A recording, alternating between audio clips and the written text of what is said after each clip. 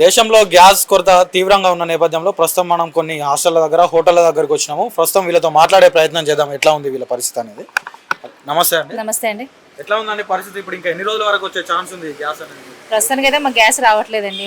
కర్రల పొయ్యి మీద పెట్టి ఉండి పెడుతున్నాం హాస్టల్ పిల్లలకి అయితేనే. బయట వాళ్ళకి కూడా ఇంకా అంతే. 10 చేసే దగ్గర ఇప్పుడు 1-2 వరకే చేస్తున్నాము ఐటమ్స్. టిఫిన్స్ కూడా ప్రెజెంట్ అయితే పెడుతున్నాం. కొన్ని హాస్టల్స్ అయితే అది కూడా పెట్టట్లేదంట. మేము మాత్రం అయితే పెడుతున్నాము. ఇంక ఇలాగే ఉంటే మాత్రం 2-3 రోజుల్లో చెప్పలేము అది.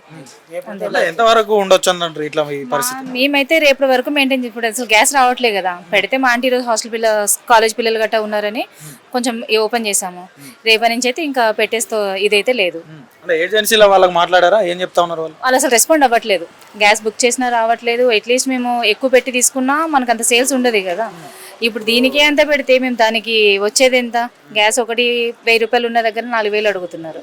4000 3000 ఎక్సెస్. ఇక్కడ అమ్మేది 20 రూపాయలు 30 రూపాయలు. పెద్ద పెద్ద హోటల్స్లో అయితే వాళ్ళకి వర్కౌట్ అవుతుంది కానీ చిన్న హోటల్స్కి అయితే వర్కౌట్ కాదు.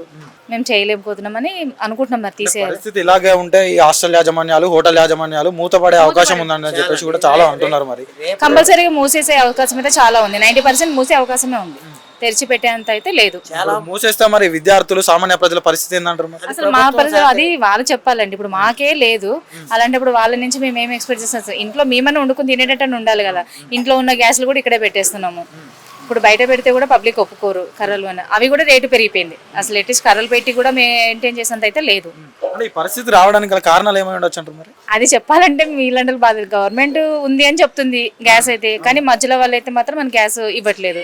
అది ఎవరు తప్పు అనేది ఎవరికి తెలియాలి. 30% ఉత్పత్తిని కూడా మేము పెంచినామని చెప్పేసి కేంద్ర ప్రభుత్వం చెప్తా ఉన్నది. ఈ ప్రజలేమో గాబర పడిపోతా ఉన్నారు, మాకు దొరకదు అని చెప్పేసి ఎక్కువ నిల్వలు చేసుకుంటా ఉన్నారు గ్యాస్ ని. మరి దీన్ని ఏ విధంగా చూడొచ్చు?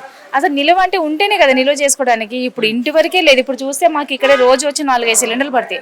అలాంటిది ఒక్క సిలిండర్ మీద ఎంతవరకు అని చేస్తాము? వాళ్ళు ఉన్నాయని చెప్తున్నారు కదా. మాకు ఇప్పుడు వచ్చి ఒక్క సిలిండర్ కూడా దొరకట్లేదు రోజుకి.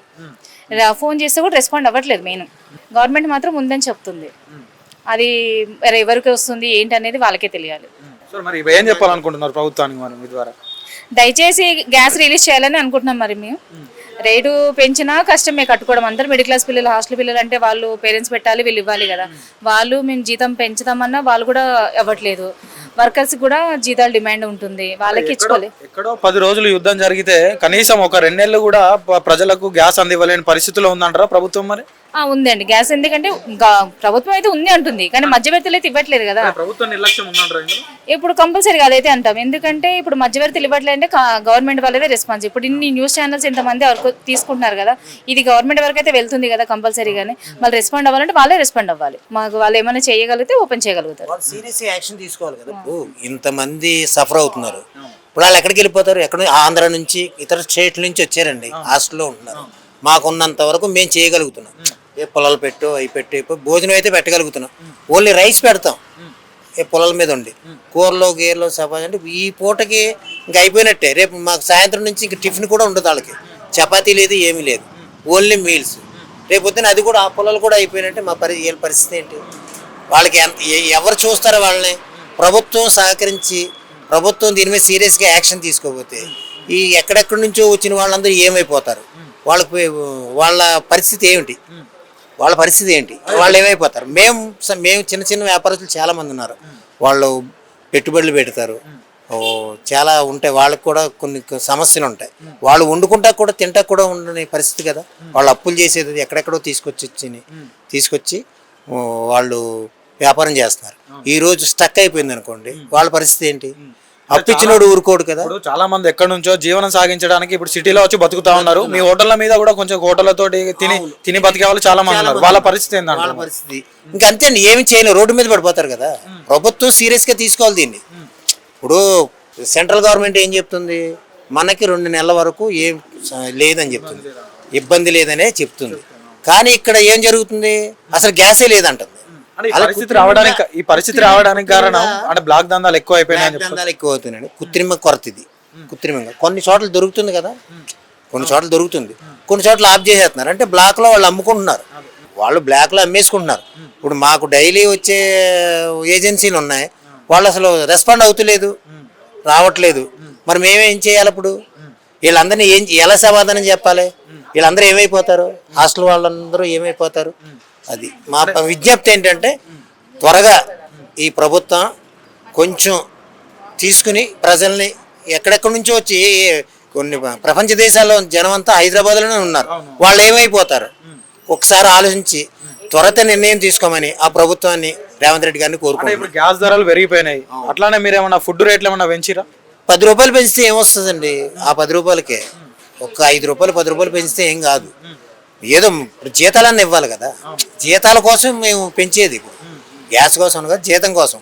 ఇప్పుడు 1000 రూపాయలు పెట్టి 2000 ఉంది, 2500 సిలిండరు 6000 అడుగుతున్నారు. 6000 అడిగినా లేదు, ఇప్పుడు ప్రజెంట్ లేదు. మేము కొనలేం కూడా కదా.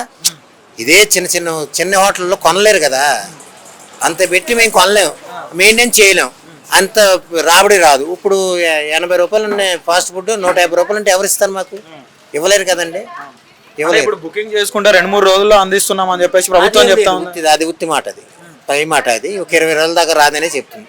బుకింగ్ అవుతలేదు కూడా, ఇంకా బుకింగ్ అవుతలేదు. ఇగో మా వాళ్ళు బుక్ చేశారు ఇంట్లో, కానీ ఇంట్లో అయిపోయిందంటే వాళ్ళ అమ్మగారికి అయిపోయిందంటే బుక్ చేస్తే లేదు, రెస్పాండ్ లేదు, ఇంకా అవుతలేదండి. అంటే కమర్షియల్ గ్యాస్ సిలిండర్ల పరిస్థితి మాత్రమే కొంచెం దయనీయంగా ఉన్నది. ఇంట్లో నార్మల్ గా డొమెస్టిక్ అయితే బాగానే ఉన్నది, అందరికి అందుతున్నాయి అని చెప్పేసి కొద్దిగా ప్రాబ్లం వచ్చేసిందండి.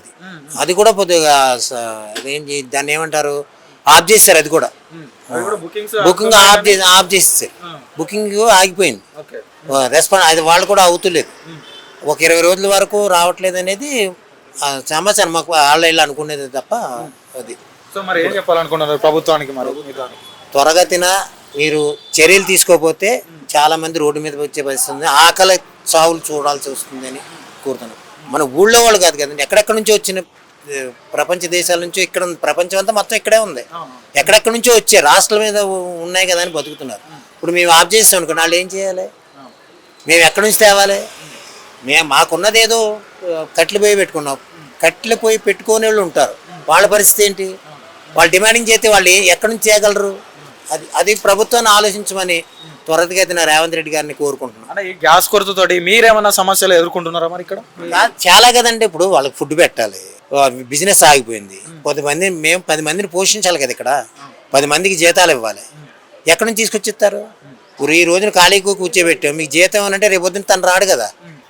దీన్నే అదునుగా చేసుకొని కొన్ని హోటళ్ళు విపరీతంగా రేట్లు పెంచేస్తున్నాయి ఫుడ్ అని చెప్పేసి అంటున్నారు మరి బయట.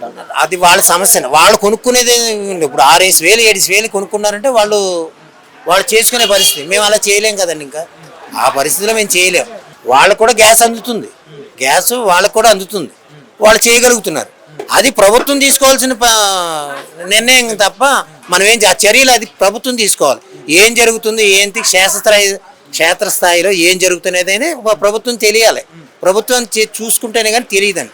ఎక్కడో కూర్చుని మాట్లాడితే టీవీలోనో న్యూస్లోనో మాట్లాడితే తెలియదు. క్షేత్రస్థాయిలో వచ్చి ఏం జరుగుతుంది అనేది తెలుసుకుంటే ఒక పరిష్కారం దొరుకుతుంది. ఆ పరిష్కారాన్ని ఎతకమని మేము చెప్తున్నాం. త్వరగతిన చేసుకుంటే చాలామంది ఆకలి చావులు ఉండవని చెప్తున్నాం.